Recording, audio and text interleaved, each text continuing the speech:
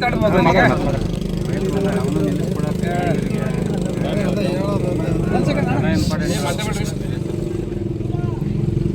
ಹದಿನಾಲ್ಕನೇ ತಾರೀಕಿಗೆ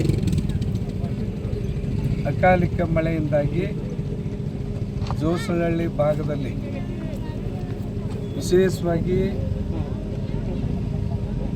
ಒಂದು 20-25 ಮನೆಗಳಿಗೆ ಹಾನಿಯಾಗಿದೆ. 25 ಮನೆ ಅಂದರೆ ಇವನ್ ಮುಕುಂದ ಮತ್ತು ಸರ್ವಂದ ಅವು ಕೂಡ ಸೇರಿ ವೀರಾಪುರ ಸೇರಿ ಹೆಚ್ಚಿನ ಪ್ರಮಾಣದಲ್ಲಿ ವೀರಾಪುರದಲ್ಲಿ ಸುಮಾರು 4 ಮನೆಗಳ ಹೆಚ್ಚಿನ ಪ್ರಮಾಣದೊಳಗೆ ಹಾನಿಯಾಗ್ಯಾವ. ಜೋಸರಹಳ್ಳಿ ಒಳಗೆ ಸುಮಾರು 17ರಿಂದ 18 ಮನೆಗಳು ಭಾಗಶಃ ಹಾನಿಯಾಗ್ಯಾವ. ಅವರಿಗೆ ಸರ್ಕಾರದಿಂದ ನಿಯಮಾವಳಿ ಚೌಕಟ್ಟಿನೊಳಗೆ ಎಷ್ಟು ಪರಿಹಾರ ಕೊಡಲಿಕ್ಕೆ ಸಾಧ್ಯತೆ ಐತಿ ಅವರೆಲ್ಲರಿಗೂ ಕೂಡ ಪರಿಹಾರ ಕೊಡಿಸ್ತಕ್ಕಂಥ ಕೆಲಸವನ್ನು ನಾವು ಮಾಡ್ತೇವೆ. ಎರಡನೇದು ವಿಶೇಷವಾಗಿ ಇವತ್ತು ಭಾಳಷ್ಟು ನಮ್ಮ ಎಸ್ಕಾಮ್ ಸಂಬಂಧಪಟ್ಟಂಥ ಲೈನ್ಗಳಾಗಲಿ ಸುಮಾರು 120 ಕಂಬಗಳು ಇವತ್ತು ನೆಲಕ್ಕೆ ಉರುಳ್ಯಾವ. ಇವತ್ತು KPTCಲಿಂದ ನಿರ್ಮಾಣ ಆಗಿರ್ತಕ್ಕಂಥ ಫಾಸ್ಟ್ ಲೈನ್ ಕೈಗಾ ಲೈನ್ ಸುಮಾರು 6ರಿಂದ 7 ಕಂಬಗಳು ಇವತ್ತು ಹಾನಿಯಾಗ್ಯಾವ. ಇವೆಲ್ಲಗಳನ್ನು ತುರ್ತಾಗಿ ರಿಪೇರಿ ಮಾಡಿಸ್ತಕ್ಕಂಥದ್ದು ಭಾಳ ಅವಶ್ಯಕತೆ. ಈಗಾಗಲೇ ನಮ್ಮ KPTCL ಅಧಿಕಾರಿಗಳು ಕೂಡ ಬಂದಾರ, ನಮ್ಮ ಎಸ್ಕಾಮ್ ಅಧಿಕಾರಿಗಳು ಬಂದಾರ. ಅವನು ತುರ್ತಾಗಿ ಕೆಲಸ ಪ್ರಾರಂಭ ಮಾಡಲಿಕ್ಕೆ ಅವ್ರಿಗೆ ತಿಳಿಸೀವಿ. ಅದರ ಜೊತೆಗೆ ರೈತರು ಇವತ್ತು ವಿಶೇಷವಾಗಿ ತಾಂತ್ರಿಕ ಹೆಚ್ಚಿನ ರೀತಿ ಉತ್ಪಾದನೆ ಮಾಡ್ಬೇಕಂತೇಳಿ ಇವತ್ತು ಪಾಲಿ ಹೌಸ್ ಆಗಲಿ, ಟೆಂಟ್ ಹೌಸ್ ಆಗಲಿ, ನೆಟ್ ಹೌಸ್ ಆಗಲಿ ಇಂಥ ಹಲವಾರು ಸರ್ಕಾರದ ಯೋಜನೆಯನ್ನು ಪಡೆದುಕೊಂಡು ಇವತ್ತು ನಮ್ಮ ರೈತರು ಅವನ್ನು ಕೂಡ ಹಾಕಿಕೊಂಡಿದ್ದಾರೆ. ಅವಕ್ಕೂ ಕೂಡ ಭಾಳಷ್ಟು ಹಾನಿಯಾಗೈತಿ. ಆ ಹಾನಿಯನ್ನು ವರದಿಯನ್ನು ಕೊಡಲಿಕ್ಕೆ ನಮ್ಮ ತೋಟಗಾರಿಕಾ ಇಲಾಖೆ ಅಧಿಕಾರಿಗಳಿಗೆ ನಾವು ಹೇಳಿದ್ದೇವೆ.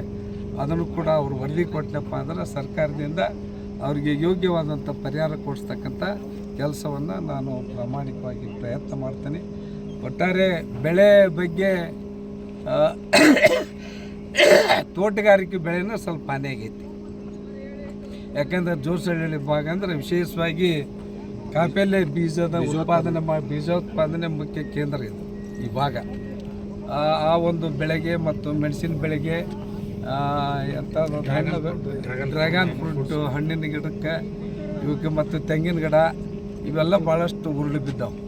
ಇವಕ್ಕೂ ಕೂಡ ಪ್ರತಿಯೊಂದನ್ನು ಸರ್ವೆ ಮಾಡಿಸಿ ಅವರಿಗೆ ಯೋಗ್ಯ ಪರಿಹಾರ ಕೊಡಿಸ್ತಕ್ಕಂಥದ್ದನ್ನು ನಾವು ಮಾಡ್ತೇವೆ. ನಮ್ಮ ತೋಟಗಾರಿಕೆ ಇಲಾಖೆ ಅಧಿಕಾರಿಗಳು ಅದನ್ನು ಕ್ರಮ ಜರುಗಿಸ್ತಾರೆ. ಅದ್ರ ಜೊತೆಗೆ ಇವತ್ತು ನಾವು ಈಗೇನು ಪೂರ್ಣ ಪ್ರಮಾಣದ ಹೆಚ್ಚಿನ ಪ್ರಮಾಣದಲ್ಲಿ ಬಿದ್ದಿರ್ತಕ್ಕಂಥ ಮನೆಗಳಿಗೆ ಅವ್ರಿಗೆ ಯಾವ ರೀತಿ ಪರಿಹಾರ ಕೊಡಿಸ್ಬೇಕು ಅನ್ನೋದ್ರ ಬಗ್ಗೆ ನಮ್ಮ ಅಧಿಕಾರಿಗಳು ಕೂಡ ಚರ್ಚೆ ಮಾಡಿ ಅವರಿಗೆ ಸರ್ಕಾರದಿಂದ ಕೊಡೋದು ಕೊಡಲಿ, ವೈಯಕ್ತಿಕವಾಗಿ ಕೊಡ್ತಕ್ಕಂಥ ಕೆಲಸವನ್ನು ಕೂಡ ನಾನು ಮಾಡ್ತೀನಿ ಅಂತಕ್ಕಂಥದ್ದನ್ನು ಈ ಸಂದರ್ಭದಲ್ಲಿ ಹೇಳಿ ಎಲ್ಲರಿಗೆ ವಂದಿಸಿ ನಮ್ಮ ಮಾತುಗಳನ್ನು ಮುಗಿಸ್ತೀನಿ. ಸರ್, ಈಗ ಟೆನ್ಷನ್ ಬೇರೆ ಸರ್, ಟೆನ್ಷನ್ ಬೇರೆ ಸರ್, ಎಷ್ಟು ದಿನ ಕಾಮಗಾರಿ ಮುಗಿಸ್ತಾರೆ ಜೋಶಿ ಅವರ ಎಷ್ಟು ದಿವಸ ಮುಗಿಸ್ತೀರಿ ಸರ್? ಈಗ ಒಂದು 3-4 ದಿವಸದೊಳಗೆ ರಸ್ತೆ ಕ್ಲಿಯರ್ ಮಾಡಿಕೊಡ್ತೀವಿ ಸರ್. ಹೌದು. ಅದಾದಮೇಲೆ ಆ ವರ್ಕ್ ಮಾಡಲಿಕ್ಕೆ ಲೇಟ್ ಆಗ್ತದೆ ಸರ್, ತಿಂಗಳಗಟ್ಟಲೆ ಹಿಡಿತಿದೆ. ಅದೆಲ್ಲ ಫೌಂಡೇಶನ್ ಬೇರೆನೇ ಹಾಕ್ಬೇಕು ಸರ್, ಡಿಸೈನ್ ಮಾಡಿಸಿ. ಹಂಗಾಗಿ ಅದು ಆಮೇಲೆ ಹಾಕಿ ಸರ್. ಫಸ್ಟ್ ಇವ್ರು ಕ್ಲಿಯರ್ ಮಾಡಿ ಅವು ಮುರಿದೆಲ್ಲ ತೆಗೆದು ಇವ್ರು ರೈತರಿಗೆ ಏನು ಅನುಕೂಲ ಮಾಡಿಕೊಡೋದು ಮಾಡಿಕೊಡ್ತೀವಿ ಸರ್. ಈಗ ಏನಾದ್ರು ವಿದ್ಯುತ್ ಹಿಂದ್ಗಡೆಗೆ ಏನಾದ್ರು ಪ್ರಾಬ್ಲಮ್ ಆಗುತ್ತೆ? ಇದು ಎಲ್ಲಿ ಸಪ್ಲೈ ಆಗುತ್ತೆ ಲೈನು? ಇದು 400 kV ಇದು, ಅಂದರೆ ಹೆಚ್ಚಿನ ಮಟ್ಟದ ವಿದ್ಯುತ್ ಪೂರೈಕೆ ಮಾಡೋಂಥದ್ದು. ಇದು ಕೈಗಾದಿಂದ ಗುತ್ತೂರು, ನಮ್ಮಲ್ಲಿ ಹರಿಹರದ ಹತ್ರ ಗುತ್ತೂರು 400 kV ಸ್ಟೇಷನ್ಗೆ ಬರೋ ಅಂಥದ್ದು. ಇದು ಈಗ ಸದ್ಯ ಮಳೆ ಇರೋದ್ರಿಂದ ನಮಗೆ ಇದು ಇಲ್ಲ, ಆದಷ್ಟು ಬೇಗನೆ ರೆಸ್ಟೋರ್ ಮಾಡ್ತೀವಿ ನಾವು. ಇದನ್ನ ರೆಸ್ಟೋರ್ ಮಾಡಿ ಬೇರೆ ಲೈನ್ ಹಾಕಿ ಕಳಿಸ್ತೀರಿ?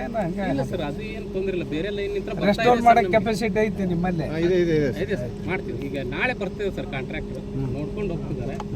ನೋಡ್ಕೊಂಡು ಕೂಡ ಇಮಿಡಿಯೇಟ್ ಬೇಗ ಚಾಲು ಮಾಡ್ರಿ, ಪಬ್ಲಿಕ್ ತೊಂದರೆ ಆಗದಂಗೆ ಸರ್. ರೈತರು ಕಮ್ಮಿ ಬಿದ್ದಿರೋ ಸರ್ ಎಸ್ಕಾಂ ಡಿಪಾರ್ಟ್ಮೆಂಟ್ ನಿಲ್ಸಕ್ಕೆ ಹೇಳ್ರಿ ಸರ್. ನಾಳಿಂದ ಚಾಲು ಮಾಡ್ತಾರೆ.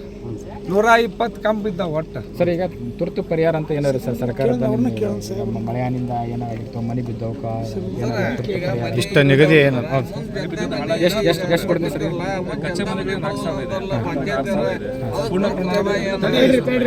ಪೂರ್ಣ ಪ್ರಮಾಣ ಎಷ್ಟು ಸರ್? 95. ಸರ್ ಆ್ಯಕ್ಚುಲಿ ಇಲ್ಲಿ ಜೋಶಿರಳ್ಳಿ ನೀವು ಬರೀ 6 ಮನೆ ಬಿದ್ದಾವ ಅಂತ ವರದಿ ಕೊಟ್ಟಿದ್ದಾರೆ 17 ಮಂದಿ ತಹಸೀಲ್ದಾರ್ ಸಾಹೇಬ್ರು 6 ಕೊಟ್ಟಿದ್ದಾರೆ. ಅವಾಗ ಇರುತ್ತಲ್ಲ ನಿನ್ನೆ ಕೊಟ್ಟಿವಿ 17 ಮಂದಿ ಆಗಿದೆ. ನಿನ್ನೆ ಕೊಟ್ಟರೆ 6 ಮನೆ ಇದೆ ಸರ್. ಎಷ್ಟು ಕೊಟ್ಟಿದ್ರು ಮತ್ತೆ ವರದಿ ಕೊಡಬೇಕು. ಒಟ್ಟು 25 ಮಂದಿ ಆಗ್ತಾರೆ. ನಮ್ಮ ಮನೆನ ಬಿದ್ದು